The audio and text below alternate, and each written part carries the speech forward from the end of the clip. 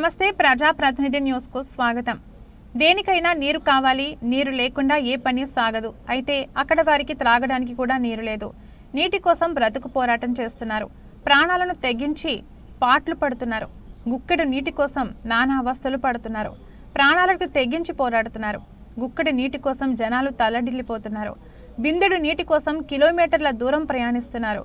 వారు నీటి కోసం పడుతున్న కష్టాలు అన్నీ ఇన్ని కావు। సమాజం ఎంత వేగంగా అభివృద్ధి చెందుతూ ముందుకు వెళుతున్నా కూడా కొన్ని ఆదివాసీ గిరిజన ప్రాంతాలు మాత్రం ఇంకా బతుకు పోరాటం చేస్తూనే ఉన్నాయి।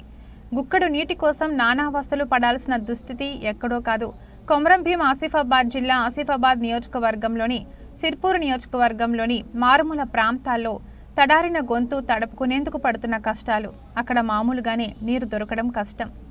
ఎండాకాలం వస్తే చాలు నీటి ఎద్దడి కనిపిస్తుంది। ఆసిఫాబాద్ సిర్పూర్ నియోజకవర్గంలోని మారుమూల గిరిజన గ్రామాల్లో నీటి కొరత లేకుండా చూడాలని ప్రజలు కోరుతున్నారు।